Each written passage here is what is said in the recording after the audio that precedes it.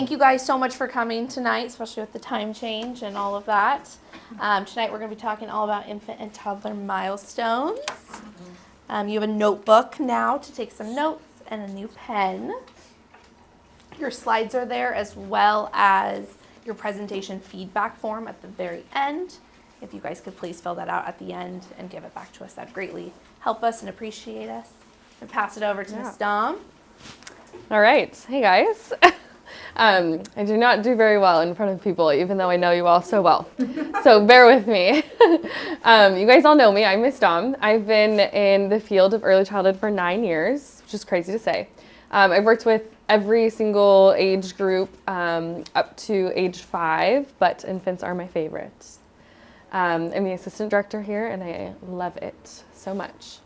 Very thankful to have Miss Dom here. I call her the infant queen, so I was like, if we're doing infant and toddler, I got to call the queen herself to come be a star and tell us all about it. So thank you for being here. Yeah.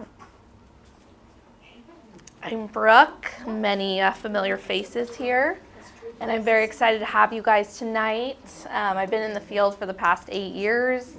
I currently work as the pre-K teacher here at Miraculous, and I also teach at college at night.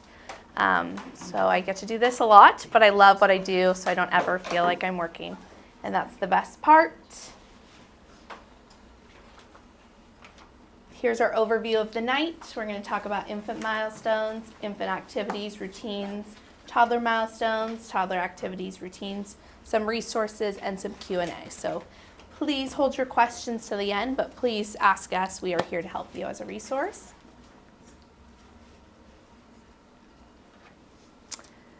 So before we begin, we just want everyone to know that milestones are just a guide. Every child will develop in their own ways at different ages, different paces. So use it as a guide, but not as what they should be doing or need to be doing. Yeah, definitely. I think sometimes you just Google milestones and you think, like, my kid didn't hit that and that and that, and that is okay. We have learned we all develop differently, and after COVID, we have really seen that. If it's their first time in childcare, they're only here 2 days, all of those are factors. So we'll dive into all of that tonight, but it's a good thing to remember. It is just a guide. It is not everything. Do we take it? Yeah. Perfect. Okay. For the infant milestones, we broke it up into 4 different little categories. You guys all have little ones, so you know that they develop so much and so fast during the first year of life. So it's 4 different stages. The first one is the newborn stage, which is 0 to 3 months. So we have our motor skills, social, emotional, cognitive, and language. Once again, this is just a guide. Most of these, so they'll be happening between 0 to 3 months. Some of them will happen at 1 month. Some of them will happen at 3 months. Some of them won't happen until, 4 or 5 months. So it all just depends on each individual child.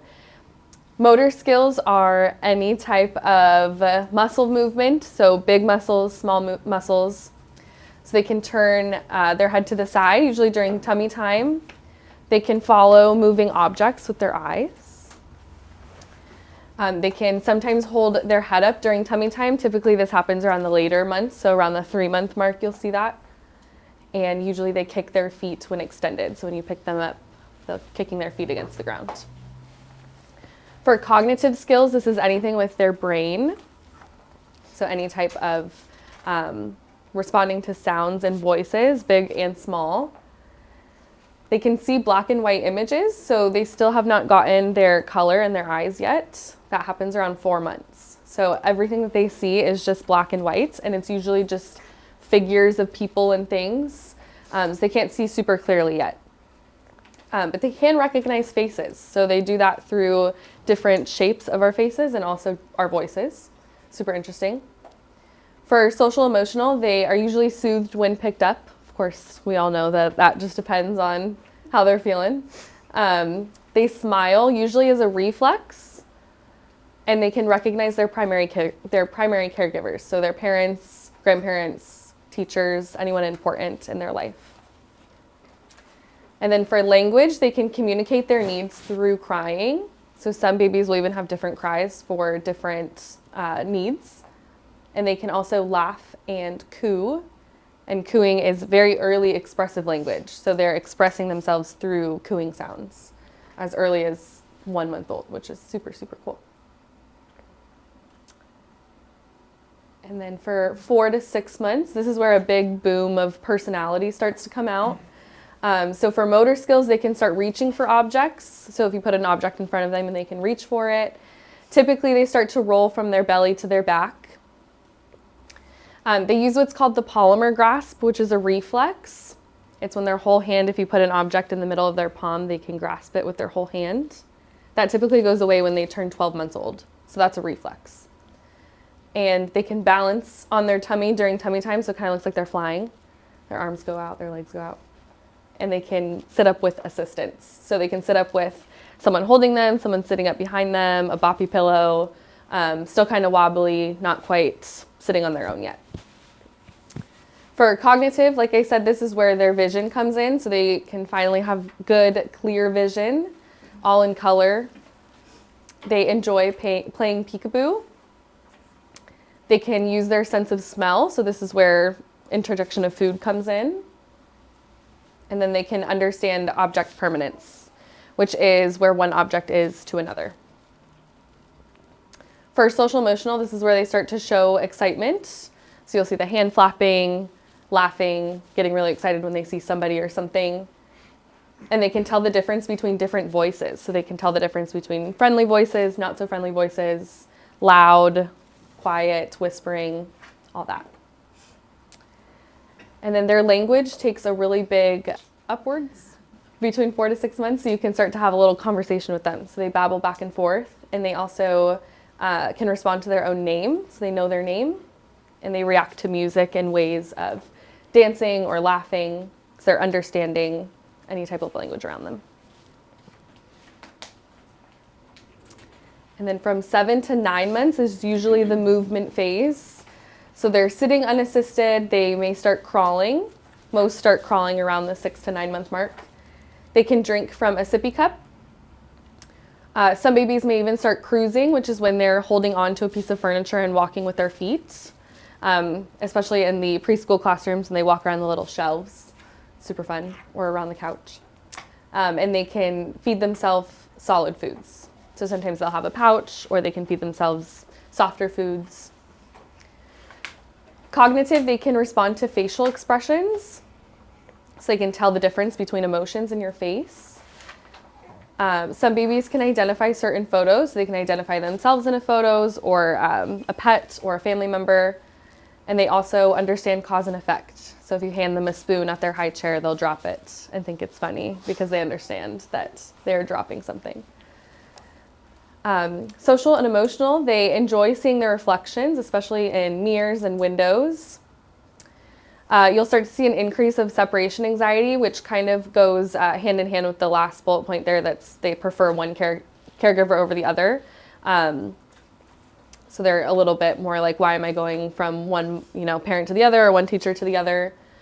Just a little bit of separation anxiety there, and then they can say hello and goodbye while waving. They can start to use simple sign language. They understand simple sentences. And they can point to certain objects and name them, especially if it's a familiar object or a familiar person or pet.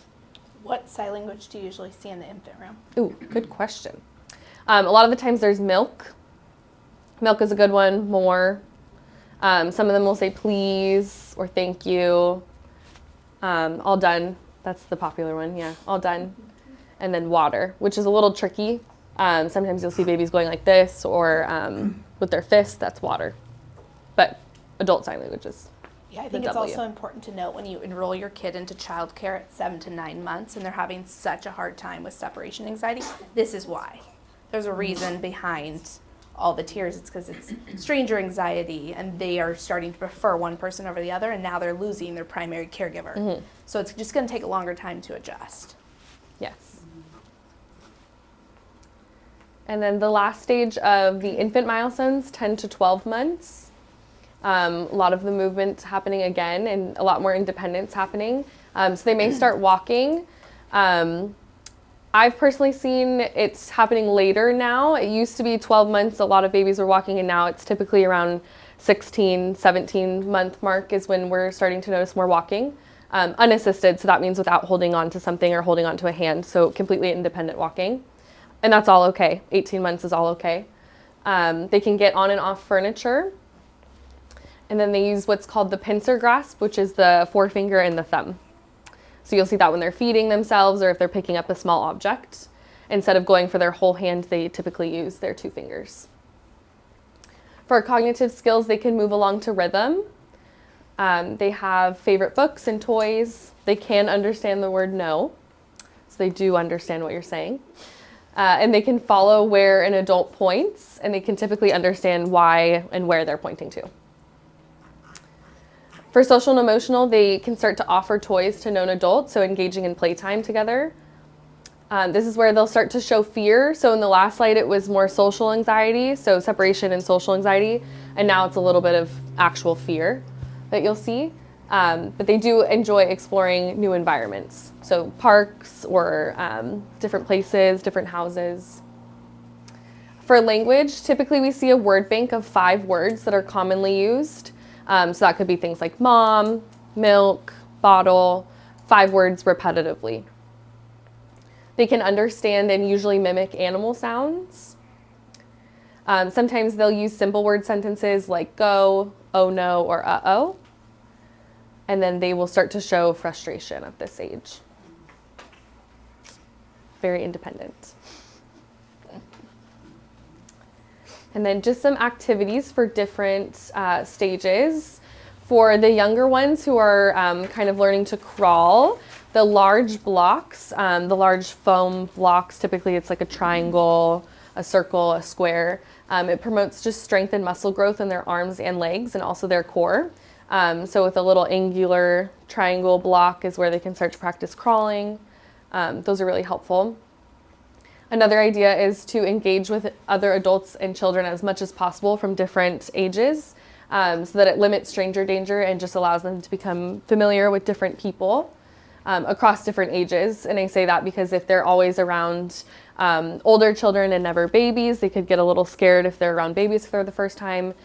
Same with grandparents, if they're around older people and then they start to go around younger people, it could be different.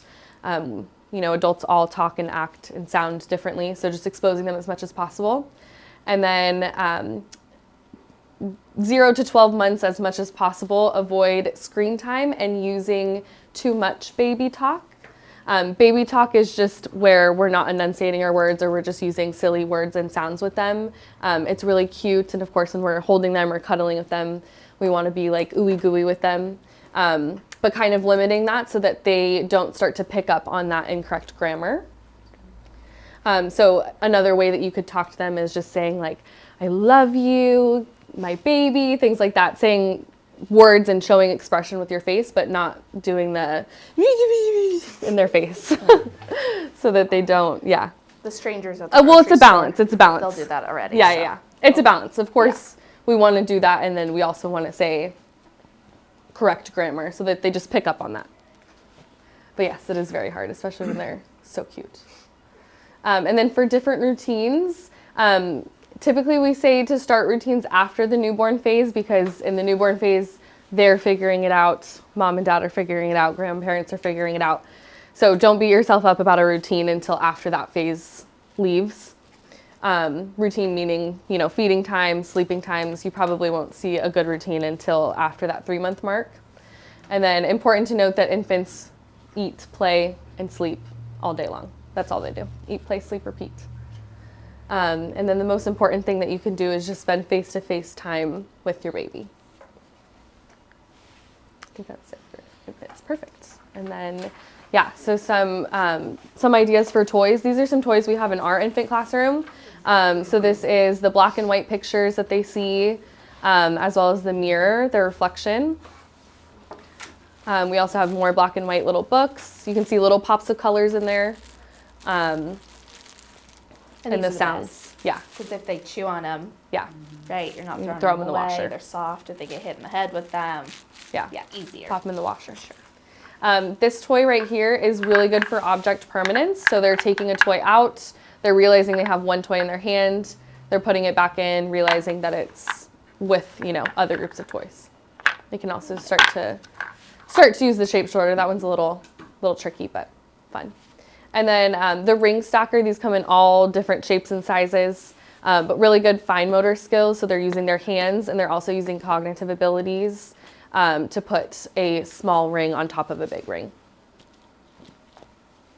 Yeah. And then Miss Brooke will do our toddler milestones. All right, toddler years. Has anyone gotten there yet? We've got a few over here. Yeah, you're basically there. I just saw him walking. Yeah. So what's your favorite time of toddlerhood? You guys have any good? Oh, man. What do you think of when you've been in it for quite some time, yeah. Christy, so. After 18 months. Yeah, what do you think of toddlerhood? Two. Two? Doesn't even count. After Yeah. 2. I think it's 18 to still 3. 18 yeah. months to 3 years. Yeah, 2. 16 too, right? Is my favorite. Interesting. 2? After 2. Why is it your favorite? I mean, have you met my children? I know you know my children. It's just like a switch flips. Like all of a sudden they understand, they can communicate better. They can express what's truly upsetting them versus just like a screaming guess type game you play. Mm-hmm. Yeah. Spot on. Yeah. Any other things when you think of toddlerhood? What do you think of? Teachers? Miss Nancy. Miss Nancy. Miss Gabby, our toddler teacher. You don't have to share. I won't put you on the spot. Busy? Busy? Would you say it's a busy room? They always keep you on your toes. Yes. Yes. There you go. It's Yeah. a challenge. Yes. Yeah. Absolutely. Absolutely. Anything else on this side when you think of toddlerhood? What do you think of? The independence is fun. Oh yeah. Yeah. Yeah. It's Yeah. hard but fun. Totally. Yes. Yes. Hard but fun. Totally. Yeah, I think sometimes toddler years get kind of like, oh, the infant's so great, they'll cuddle you, and the toddler years are just like, I'm gonna pull my hair out. Like, and you're nervous going into it because you just hear like terrible twos. It's really not that bad. We love toddlers here. Miss Nancy's still here, you know? So I will say though, the toddler room is always full. So there's a reason that Yes. those kids come to school every day. And the TKs take half days. Yeah. Yeah, so they're busy. That is no joke. Toddler years are gonna be busy. They're learning a lot, and they're trying to figure it all out in this tiny little body that is still 12 months. That's still practically an infant, right? So for our toddler milestones, their motor skills, they're starting to stand from laying down, and they can start walking backwards. That's if they're able to start walking, then they start to figure out, oh, I can do this backwards. You'll see them walking down the hallway often. Mm-hmm. Once they figure it out, like they want to walk backwards everywhere. They start to run. It's pretty slow, but it's a run, and then it starts getting faster. They can walk without holding hands. They want to do everything by themselves. Independence is exactly what I think of when I think of toddlerhood. Cognitive, they recognize people outside of their immediate circle. Now they start knowing like, oh, I see Ms. Dom every day. Hi, Ms. Dom. You know, she's not in their immediate circle. Maybe she's just the director, but she could see them walking by in the hallway every day. They start to use their objects in the correct way. So they start picking up objects like pretending to be a phone. I know in the toddler room they used a circle toy that they build with. They all are turning them over to use a phone. Anything, a banana, they'd pick up to use a phone. They start imitating that. They start pretending everything's a cup in there. Anything's a circle, looks like a cup, must be a cup. And they want to copy everything that their parents do. They mimic you. We had sorry, this is a funny Yeah. story. One of our toddler friends the other day, Miss Nancy and I were playing with them in the Dramatic Play Center, and he picked up a cup and called it coffee. He didn't know it was a cup, he just called it coffee, Yeah. which I So love. That parent must love coffee Yeah. too, right? I love Just it. like us. I said, oh, you have a cup? And he said, coffee. So cute. Yeah, for social emotional, they start to have an attachment maybe. It could be to a lovey or a stuffy or a blanket. Our big suggestion is making sure it's more than one. Get like 6 loveys or 6 of the same stuffies. It will make your life a lot easier. It will make our life easier as well. But they have this attachment. It helps them maybe calm down. Maybe they don't always need it, but if they do feel sad, they can go to it. And they want to start copying what other children do. So in our toddler program, they're starting to mimic the older kids in the classroom. They want to catch up with them. Maybe they have an older sibling. They want to do what they're doing. They show affection. That's why probably I love the toddler room so much. They want to hug you. Yeah. They want to give you a kiss on the cheek, even with the snotty nose, you know. They want to love you. So they love so hard. And then they want to dress themselves, but they can't always, right? So they're going to start trying, maybe put one arm in the jacket, and that's the best they can do right there. They want to start helping. And then language, they're going to repeat sounds and words if someone reacts to it. So if you react to it, they're going to start saying it back over and over again. You have about a 50+ word bank, and they can start asking for help. Help, please. That's a two words right there. That's simple enough to say, I need help. And just able to use their words. I want, toy, please. All of those things that are what we want to hear at the toddler age, so they're able to communicate their needs to their teachers and their parents. I also want to note that 50+ word bank also includes sign language. So if they're using sign language regularly, if they're saying more regularly but not using the word more, it's still counted in that 50 word bank. Yeah, and we have seen less words after COVID. So we still want to see 50, and especially if they're at school, they're going to have more exposure to language, which is amazing. Toddler milestones, this is the 2 to 3, so from 18 months to 3, this is a big age gap, but there's a lot happening. 18 months is my personal favorite, but I just love toddlerhood in general. But they just want to learn so much. So their motor skills, they're able to walk upstairs with or without help. So they start trying to walk up the stairs. Sometimes you hold one hand, maybe they kind of wobble up our stairs up here at the front. They're able to run, and they're able to eat with the spoon, feeding themselves. Cognitively, they're using toys with buttons, and they're trying to figure them out. So some toys right here is they have to take this out and put it in. So for us as adults, you're like, oh, that's easy. But for them, this is a tiny, tiny hole that they have to try to get it in. So that's a very repetitive toy that they can do over and over and over again and still keep trying to figure it out. This is one of their favorites. At the older years, you wouldn't give this to a young one because it could be a choking hazard, but they could take out the pom-poms and start putting them back in. This is such great fine motor skills for them, and they can do it over and over and over again. These are the things that are stimulating their brain and helping them learn. Another one would be stacking cups. Everybody's seen these. They're all over your house, I'm sure. These are so good for them. They can figure out different ways to stack them, which one's taller, and they can figure out how to go this way as well. All of these toys are great cognitive toys. They're working on their colors and their names of people and things. So all of these toys have colors, so they're figuring those colors out at the same time and saying those colors. They definitely have their favorite teachers. They know their names. Social emotional, they start noticing when someone's upset. So if you're showing them an angry face, they know you're angry. If you're sad, they're gonna know you're sad. They're working on empathy here, not quite there, but they are able to say, hey, they're crying. Or maybe they see that friend crying and they just walk up and hand them a toy. They notice that that child over there is upset, which is incredible at such a young age that they're able to help each other. They will stop what they're doing when they hear crying. So they're playing, they hear crying, they're gonna stop to look. Maybe they're gonna keep playing because they're used to it, but they're gonna stop to see. And often before they do something, they're gonna look to see your face. Before they take that third step, they're gonna turn around like, can I do this, can I not? And your face is gonna show everything. Should I push the boundaries, should I not? At this age, they're gonna push them every single time. So the biggest thing would be follow through. If you're gonna say it, you gotta mean it, and just follow through with whatever you're saying. But also if you're showing fear in your face when they're climbing a big structure, then they're gonna start internalizing this fear. Like, oh, this isn't safe for me. Which we want them to have risk play. And next one is language. They start to say 2 to 3 words together as a phrase. More bananas, please. That'd be a great one to say.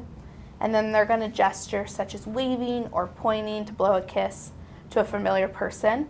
Although we just heard our infants are all saying goodbye to each other like this right now in the infant room. So they're able to gesture what they want. They're able to tell you if they don't quite have those words. They definitely let it know. So some activities, what I briefly talked about is risk play. If you're nervous about everything they climb on, they are going to start being very nervous and have anxiety about trying new things. So try your best to leave the anxiety at the door and let them take those risks in a safe place. So it helps develop self-confidence, resilience, cognitive functioning abilities, and even risk management skills. Letting them jump off something safe outside is completely great. You don't want them jumping off your couch or on your bed and hit their head on something, but jumping off something outside and you letting them know, oh yeah, that's a safe place to jump. They might get hurt, and that's okay, as long as it's not too bad. You want them to experience what that feels like too. Even when you tell them don't jump on the bed, you're going to get hurt, and then they don't listen and they get hurt. They're probably not going to do it again because they learned the first time what it feels like. Toddlers love repetitive activities. They love to do the same thing over and over and over again. So toys like these allow them to continuously do it. There's not as much cleaning up that has to happen. It's just right there, those toys just over and over again until they feel like they master it. You could also take all your toys away and put out different toys, half the toys, because if there's too many choices, it's very overwhelming. So if you just switch out your toys, it's like it's a brand new toy. They haven't seen it forever. We just did it right now in the toddler yard. We had wood puzzles on the gate. We took them away for a while. They got put away from the rain and all the weather. We put them back up there, and it's like a brand new toy again. They forgot what happened a month ago, right? So that's a great way to not buy new toys, but instead just keep their attention going. Because when they're bored is when it's not very productive. So some of our favorite activities for this would be stacking cups, puzzles, ball drops, and ramps. Kids can play with ramps and balls for hours, cars, anything that moves. My favorite is rain gutters. You just cut them in half, put them anywhere. There's also car tunnels on Amazon these days, and you just put cars down them and just watch them race. You could do that with balls and different toys, but they're learning science. They're learning cognitive skills. They're learning language while they're playing with those. And then a lot of hands-on materials. Toddlers are busy, so it's hard. But anything that helps with fine motor skills, such as sensory or Play-Doh or kinetic sand, all of that is going to help them develop those fine motor skills, and also helps with their attention maintenance as they move up into older grades and have to sit on the carpet for longer or focus on an activity for an extended period of time. So toddlers love routines. They strive on it, and they thrive. If you don't have a routine, then they're all thrown off. So research has found that children with routines benefit. Doesn't matter what your routine is, as long as you have a routine, it benefits them. And toddlers are growing at a rapid pace. There is so much happening in that 18 months to 3 years, so much. Even from 0 to 3, so much is happening. Physically, socially, cognitively, and all of these things can be really overwhelming. They can't say, I'm overwhelmed. So instead, we see that in big emotions. We see that in big feelings. We see that in tantrums when you think of toddlerhood as well. So just helping with their routine helps them have an easier time with their big feelings. And toddlers with routines help children adjust. So when things are predictable, then they know what's going to happen next. I know that I go to school. I know I put my pajamas on and I go to bed. I read a book and I go to bed. That's a routine. But then if you have to change it because maybe you're going out of town, or maybe you're going to a birthday party instead of skipping nap, all of those things, you let them know ahead of time. Here's the calendar. We're going to be gone this many days. I will always come back. Or we're going to go to a birthday party this day and we're going to be pretty tired. So you just let me know if you're ready to leave. All of those things, you're letting them know. We're doing something different, but you still want to be able to do something different. You don't want to have to be stuck at your home all the time for those certain naps. You want to be able to go out on the weekends too.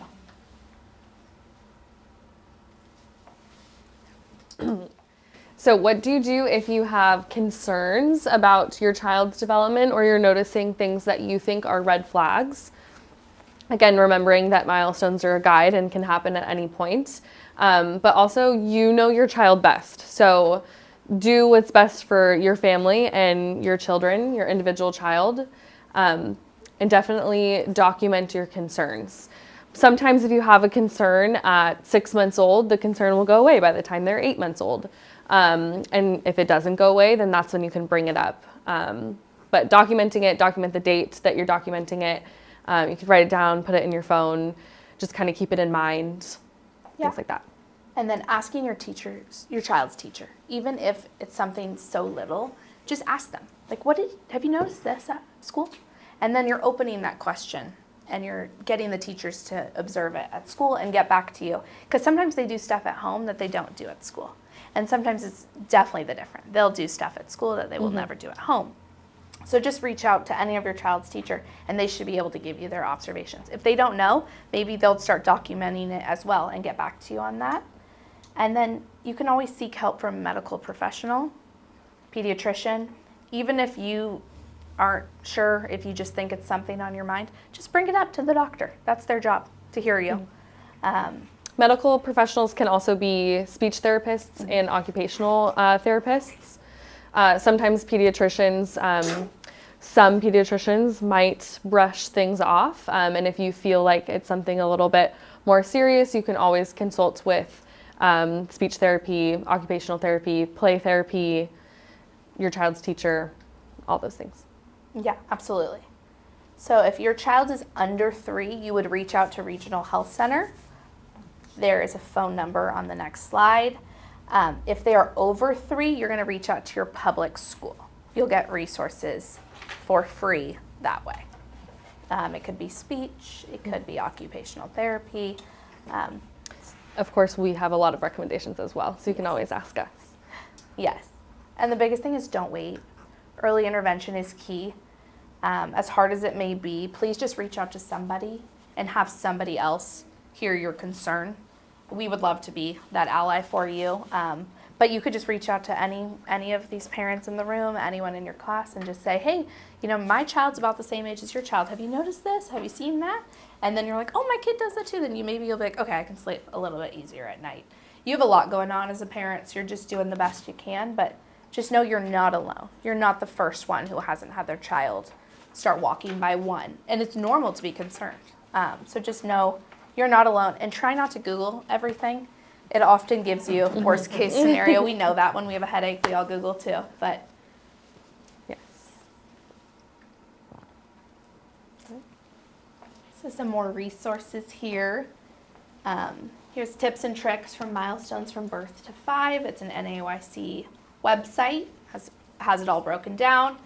Another good one I liked, Why Do Toddlers Need Routine? Broken up sleep schedule to help you.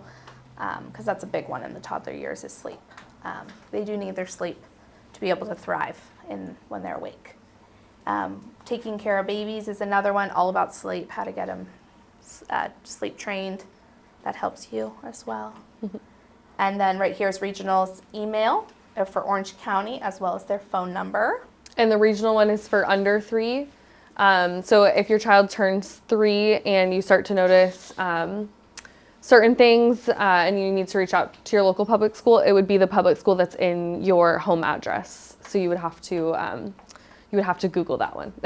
Yeah, even if you're not attending, I know it sounds weird. Like, why am I going to public school if my kid is 3? That's just the way they do resources through the government. So just go to them, and they know that you're not trying to enroll your kid, but they know you're looking for services. You don't even have to go to that school. Yeah. Can you share some of our current families' experiences going through the district and what their process was like? Yes. So for our friends that are over the age of 3, we've had a few reach out to their local school district. Typically, there's just some intake forms to fill out. It's not, like Ms. Brooke said, it's not enrolling your child into the public school, but just a little bit of information about your child. And then the district will kind of decide, depending on what you are bringing up to them, if they need, speech services, if they need occupational services, things like that, and they'll refer out. Yeah, and usually they'll come observe at school, which makes a lot of parents' life even easier, right? Yes. They perform differently at school than at home. Yeah. They just sit back. They don't ever interact with the child. They just take notes, and later they would go share those with the parents to see their findings. It also depends on what the concern is. Typically with speech, they'll come to the classroom and they'll be in the classroom for about an hour and observe and then share it with the parents. Things like motor development, that might be something that they would do at home. It all just depends on your concerns. Yeah, and at Regional Center, they usually have you bring them there, and they would do the observation at their facility. And maybe you drop them off at their one-on-one and you're back out and they do the observation. My experience is they perform differently in that setting compared to school. The child. So often, the child will scream and cry in the setting that they're being observed or being left with a brand new person they've never met compared to being observed at school. So if that is ever an option, we would highly recommend. Mm-hmm. We've also had children receive services at school, like speech. We also would highly recommend sending them to school. We've had also an occupational therapist as well. So we welcome anyone on campus, anyone who is helping our children. We welcome everybody.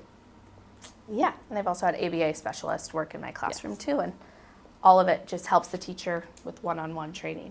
I think we had a question. What does an occupational therapist do? Oh, occupational therapy is motor skills. So things like if your child is 12 months old and not crawling, if they are 12 months old and not eating solid foods. Occupational therapy do things with the mouth, so swallowing. That could also be a speech therapist. It just kind of depends on the severity.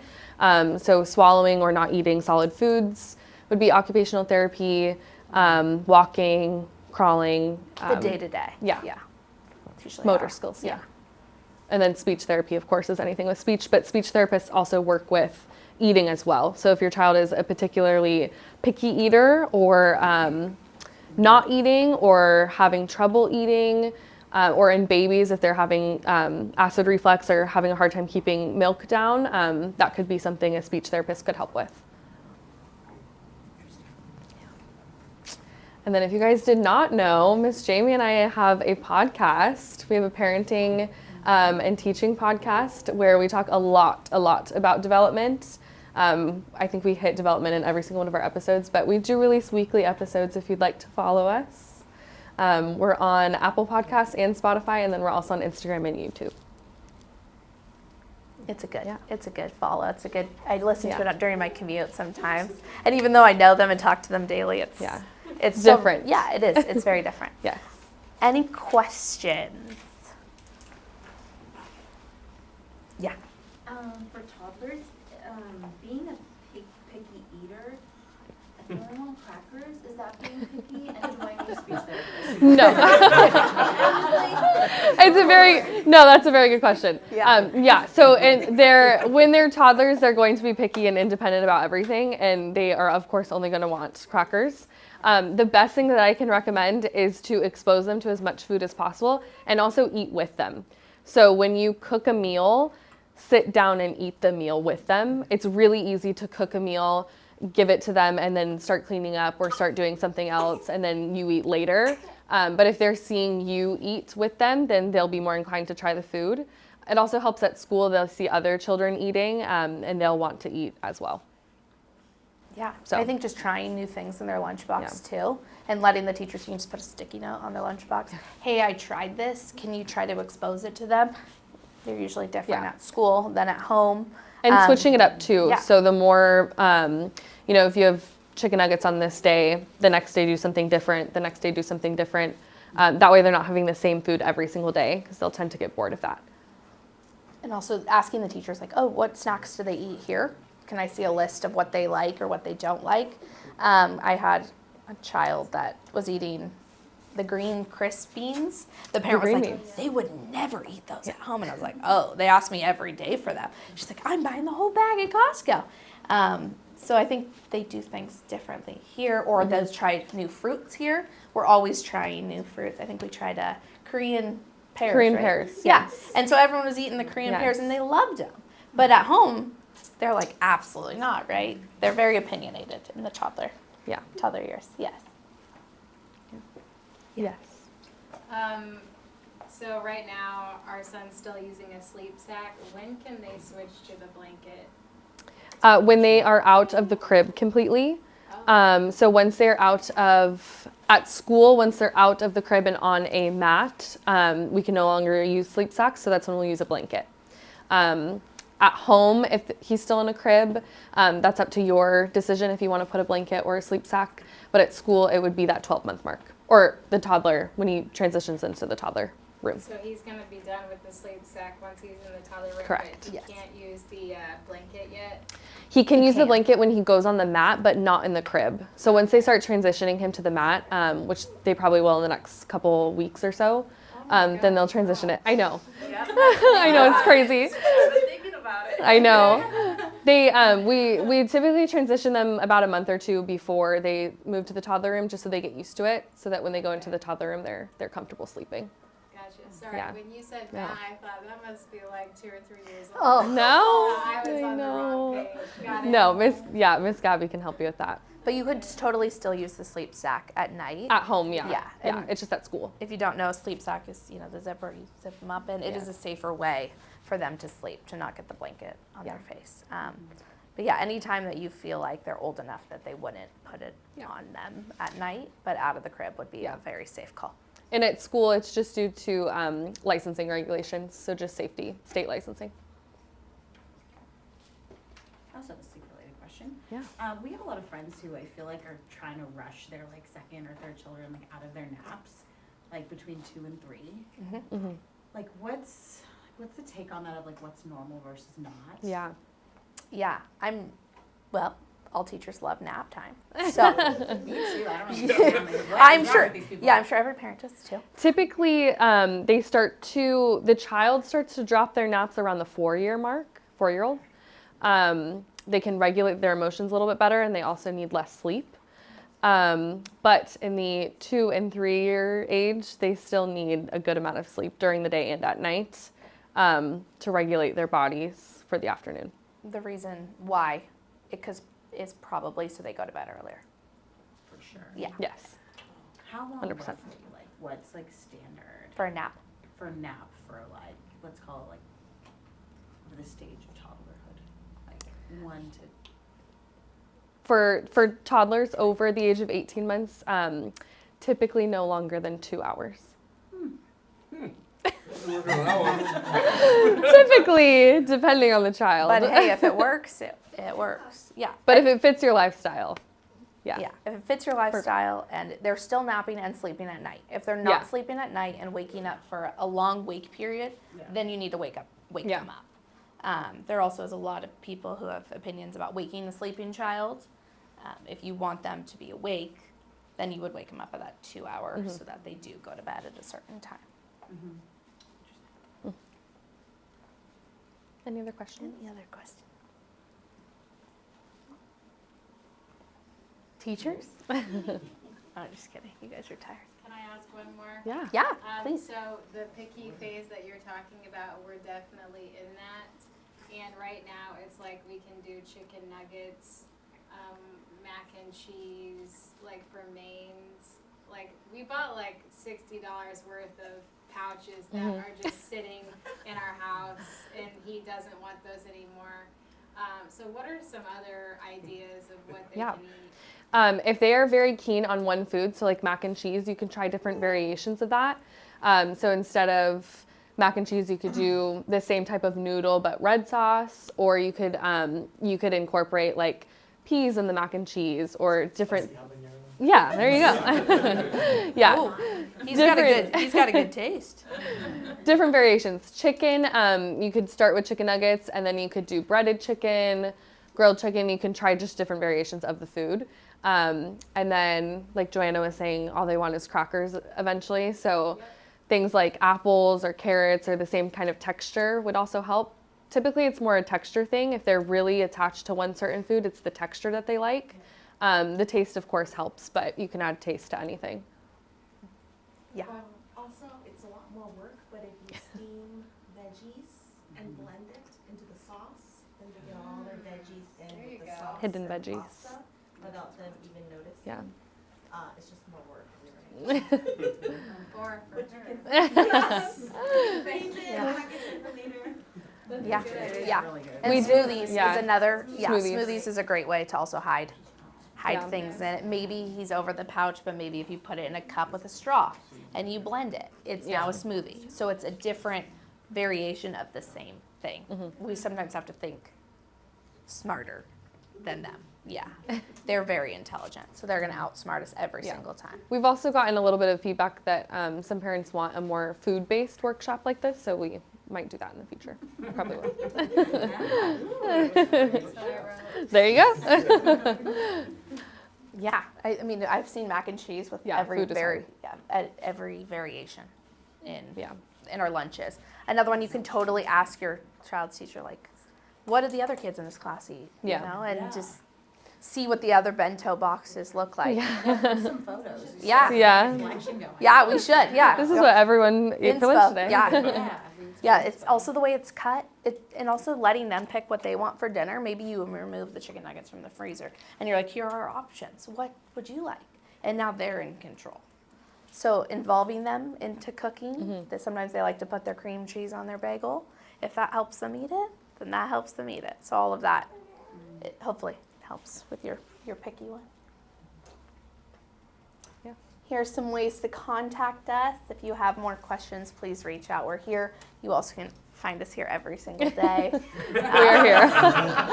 If you need anything, we are here. And at lunch, you'll find us at the Cove. Yeah. So we'll be around. And there's our Instagram. We're trying to post more about the workshops and get feedback from everyone, and our website as well. We are having a fundraiser. If you do feel inclined, here's our Venmo to donate today. It will all help our safety of our school and every child and teacher who is here. Yep, I think that's it. Yeah. Thank you guys. Thank you so much.